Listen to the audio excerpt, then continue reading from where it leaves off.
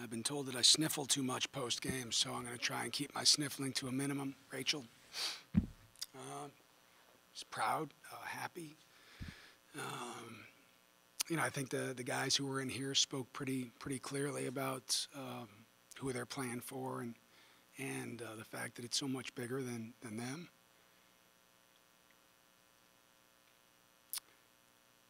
And it's good to see people care more about someone else than themselves.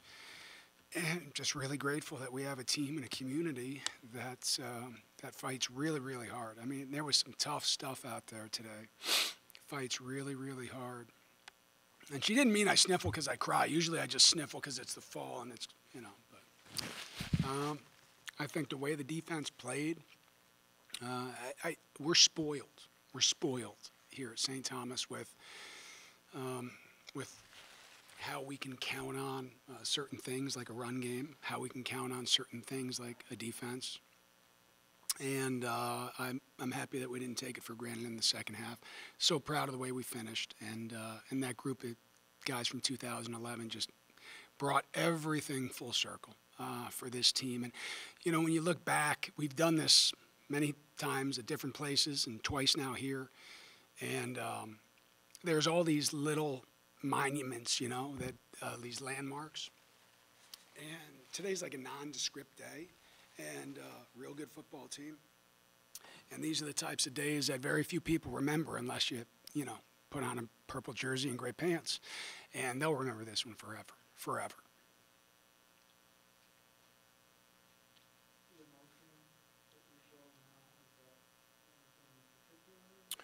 Well, I think it's, first of all, at halftime, I was very upset.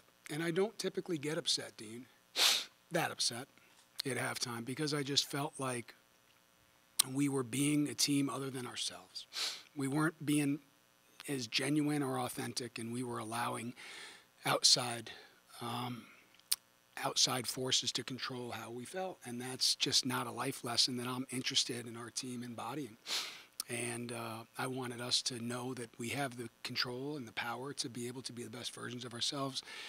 And, I also told them, the emotion probably comes from the fact that, we moved to the Midwest specifically with the goal of raising the most mentally tough football team in the country. And maybe we're not the biggest, and, we're not the fastest, and we're not the prettiest, obviously, I get it.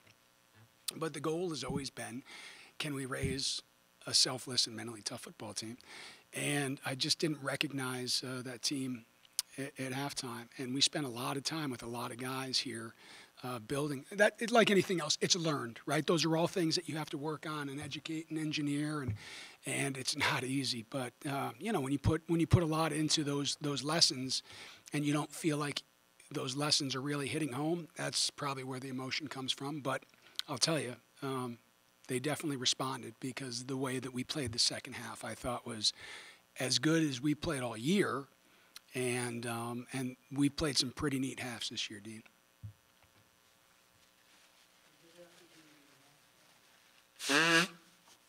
Does it have to? Oh my gosh! Wow, yeah, that was atrocious, and that wasn't just a long snapper. Out of the 4 specialists today that played in the game until the very end, we had mistakes by 3 of the 4. And, Colby did as good a job as he could with that, but we didn't snap it well. We didn't kick the field goal PATs particularly well. Even the ones that went through, wasn't very happy. We didn't kick them well. Just because they went through shouldn't make you happy. And, certainly our kickoffs, in the first half, our kickoffs they weren't atrocious, but they were not great. And so we challenged that group at halftime, and, I'm grateful that we were able to find some ways. But you think about a bad day, like a really bad day for that unit. But it's a team, and it's a family, right? And you've had bad days, and I promise you someone's there to pick you up. That's why you're still here, right? And maybe tomorrow I'll have a bad day, and they'll be there to pick me up.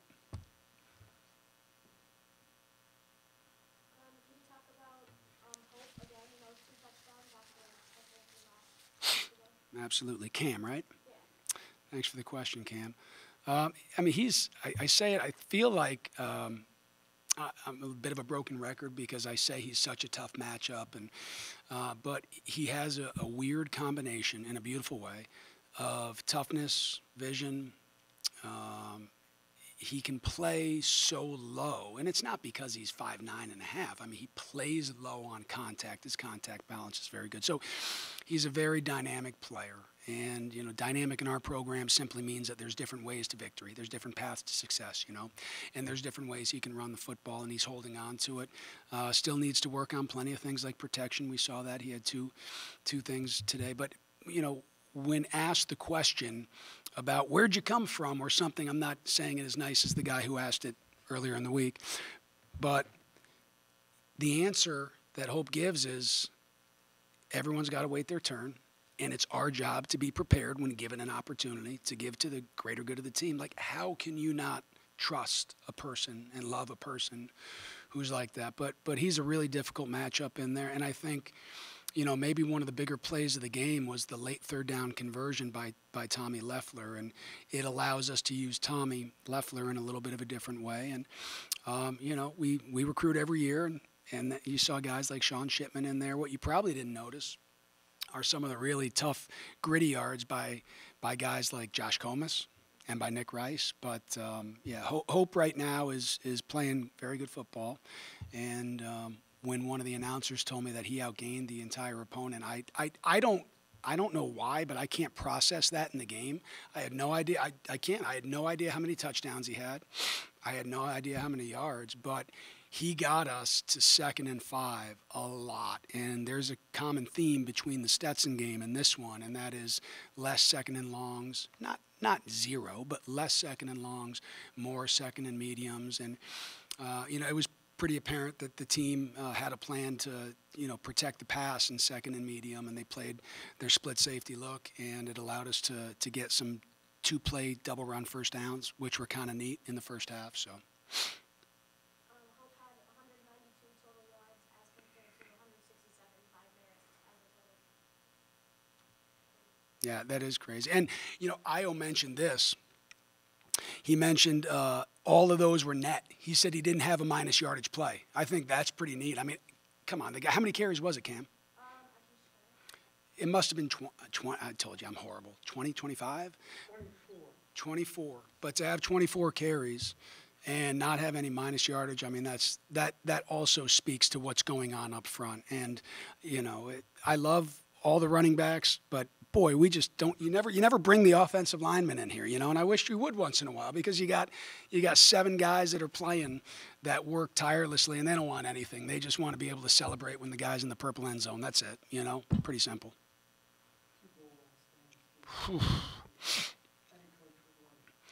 Yeah, and that first one was just huge.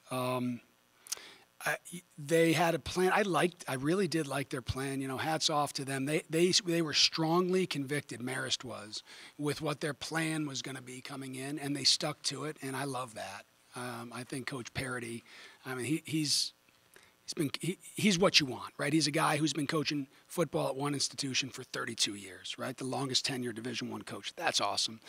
But he just does it the right way, I really think. But when we got them off track on third downs, I was a little bit pleasantly surprised with that. And then the second one, obviously the quarterback was injured, and the backup quarterback came in. And any coach who's coached this game long enough, anytime your quarterback goes out, you're always worried about the ensuing snap. So you put him in shotgun, figuring that mitigates the feeling of being under center, which is true. And they did that, and he was in gun and still fumbled it and still got the ball off one way or another. And as good as we played on defense, I know you're going to say you're being irrational and you're being picky, but I'm telling you, we need to finish on the quarterback a lot better than we have the last 2 games. And it's all a process. We're getting a little better, but that's something that we will definitely focus on this week. Yes, sir. How do you like playing in the Pioneer League? Love it. Just love it. Summit has got something that nobody else has. You got Pioneer for football, Summit for the rest. Great. That's like the sun. CCHA, WCHA. I mean, look, you got Phil Eston sitting right there, right? if you think about 3 years ago where we were and how far we've come in 3 years, and like at times it feels like pushing molasses up a sandy hill, right? But for all of those things to be able to come together, and they're not all together like this. It's not like utopia around it. We got so much work to do, so much, right? But the enormity of work, not just by Phil and by the entire athletic department, but by an institution. I mean, it's not just, hey, let's go Division I, and it's not just. It's got to be a consolidated effort from President Sullivan, the administration, the faculty, the staff, and even little things like now when we go to breakfast and I say, hey, what time are you guys working till this in the morning when we go for our pregame meal? And they say, I'm supposed to work till 3:30, but I asked someone to cover for me after 1 so I can get to the game. Like there is a feeling that we're in this together. And, I'm sure there's fancier schools, and I'm sure there's fancier football teams and fancier leagues and all that kind of stuff. But this one it's been an absolute blessing. And we get to learn. Like, I'm going to go home tonight, and I'm going to write down 2 pages, and I write small. I'm going to write 2 pages of notes of just stuff we learned. And, I mean, the last time I felt in this boat, I was probably in 4th grade, where you're learning everything every single day. And you got to figure out a way to mitigate some of the failures and highlight some of the successes. It's been pretty cool. I just got to tell you, like I said, you're my hero. When I went through what I went through, I said, God, Abraham, Jesus, Muhammad, and you especially. I mean that seriously. I haven't seen you in a long time, Coach. It's been a long time. God bless you. I appreciate You that. have lots of mitzvahs, and you're a real mensch. I can say that from the word go. Well, and I grew up in a neighborhood that knows what that term means. So thank you very much. That's a nice. There's a lot of people. I mean, there's a lot of people. Your family, our family, that goes through tough times, and we're just grateful that we have people to look to. So thank you very much for that. Appreciate it.